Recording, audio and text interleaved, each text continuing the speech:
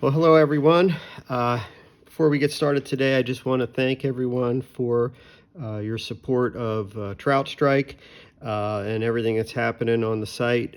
I've been doing a lot to try to get that up and running, so I appreciate you checking it out. Today we are going to tie the thread Frenchie, which is one that I have written about on the site. I'm actually going to put this video into the article. But one of my favorite flies, it's just an all-around great fly, real easy to tie if you're just getting into tying. This is a great one to get started with.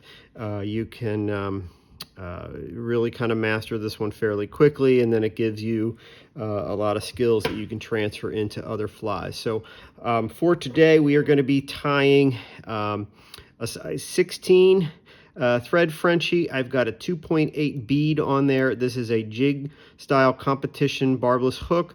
And this is a pretty well proportioned fly. Now, as I share in my article, you can tie these, you can take this same size 16 jig style fly, and I can make this same pattern. I can put probably up to about a 3.5 millimeter bead on this, all the way down to a 2.0 millimeter bead. This is a 2.8 millimeter and a 16, so it's very well proportioned, but I am not afraid to fish this with an oversized bead, and I am not afraid to fish it for slower water with an undersized bead. I think it's so important to know with all of your flies that's really what you're doing. You're trying to, instead of split shots, you're trying to use that tungsten bead to be that adjustment. So, all right, we're going to take this one out of the vise, and I'm going to put that one over here. These are actually for a customer, so I'm going to take extra special care when I'm making them for myself. I don't know that I put as much care into them when I know they're going into my box, but when I know that they're going out to a customer, I want to make sure they look just right. So I'm going to put that into the vise, and I'm going to get the bead in there. And one thing is, you want to make sure that the slot is going the right way. I really don't think the trout care, but when you go to put one in your box and it's got the bead going the wrong way, it's just one of those things that bugs me. So again, I see some people trying to glue it down, putting a million thread wraps behind there. Look, you don't need to do that. Just get your threads started. The thread that I'm using today is 7D denier UTC olive. I'll go through the materials as I go through the video, but we're going to be using olive thread, and I'm going to get that just started behind the bead. I'm going to take 1 or 2 turns.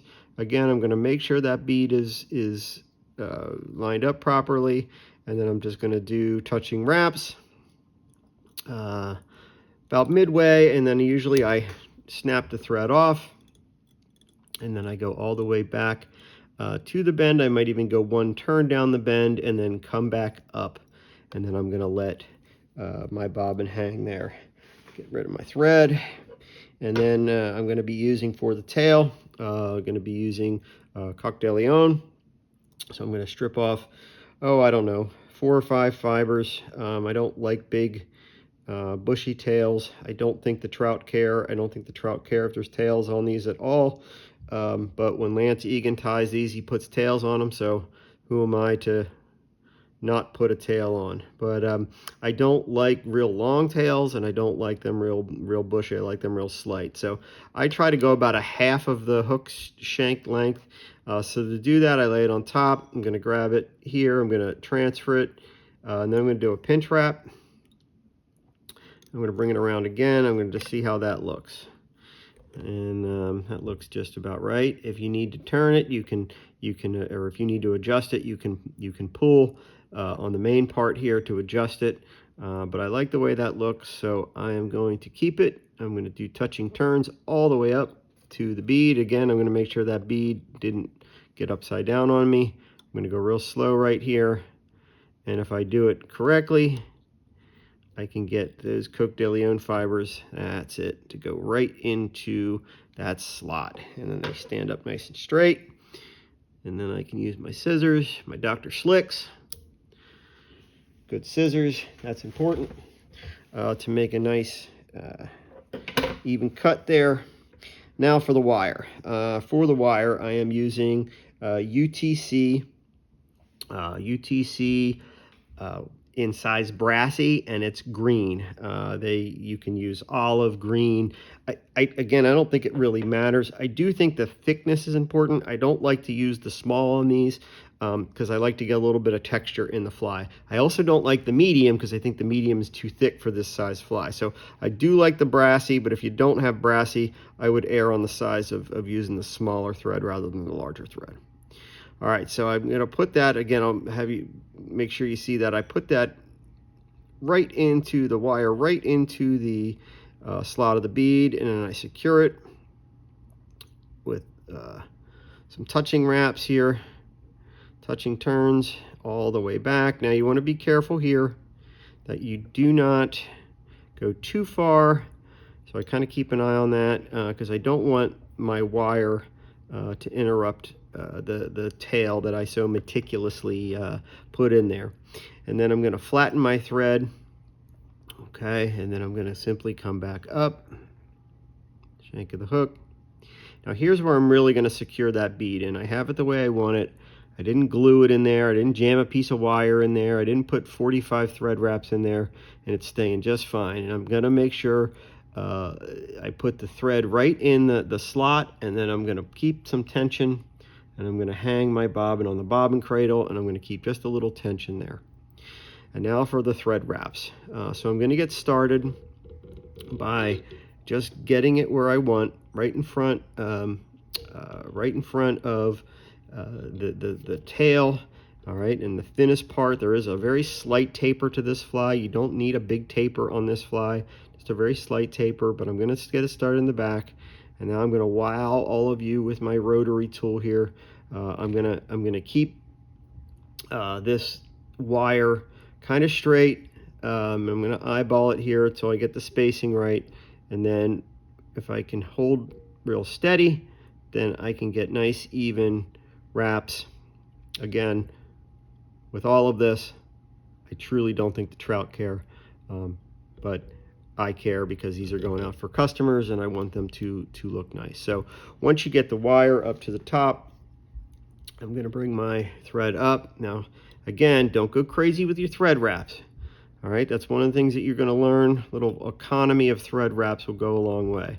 That's 2, and then I'm going to come 1 behind, and then I'm just going to let my bobbin hang for now. I'm going to helicopter off my wire. I'm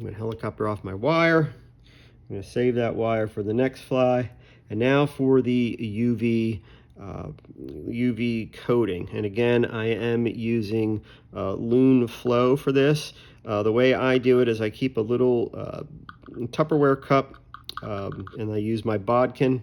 Some people use those little makeup brushes, those work great. I like the bodkin for this as well because I can kind of get down in there between the wire wraps, and all you're really doing is you're just coating the thread. This is not a perdigon, so you don't want it to go above the texture, and that's why I like the bodkin, because I can kind of scrape the bodkin on the wire there just to make sure it's getting down in there.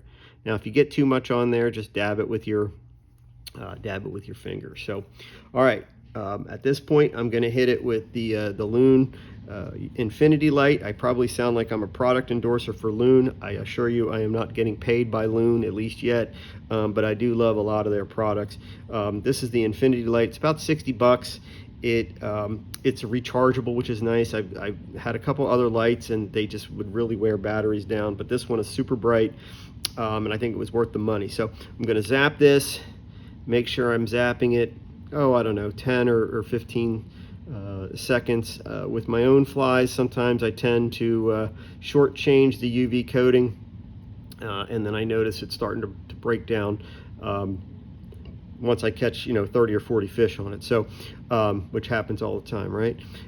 So I'm gonna just do some overkill here. I'm really gonna hit it just to show you, but you do want to make sure that's nice and solid, and that's going to make this fly super durable. It also helps it to sink a little bit faster. All right, we're almost done here.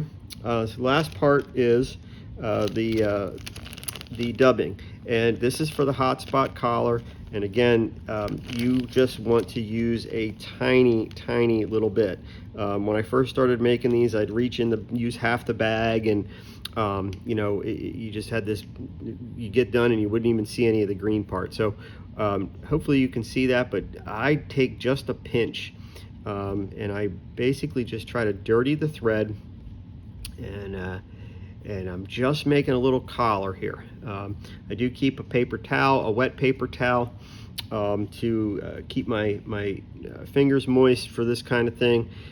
It's important to try to remember to not lick your fingers all the time, which I have a bad habit of doing when I'm doing this, because this stuff all probably has lead and other horrible things in it that you shouldn't have in your mouth. But anyway, I'm going to put that noodle up there, and I slide it right up there so I don't have a bunch of extra turns. Now I'm going to come around 1, 2, and 3. All right, and I'm going to even take a turn or two of the thread through the dubbing just to make it a little durable. Okay, and that's where you have to control yourself, especially when you're first starting. Tiny little bit of dubbing, and don't go crazy with the extra thread wraps. All right, now because this is for a customer, normally I would probably whip finish that, move on to the next one if they were for me, but this is for a customer. So I am going to just make sure it's extra durable. I'm going to put UV coating on the thread for the wet finish. So now I'm going to whip finish. I'm going to put 1, 2, 3, 4, 5 turns. Get that nice and tight.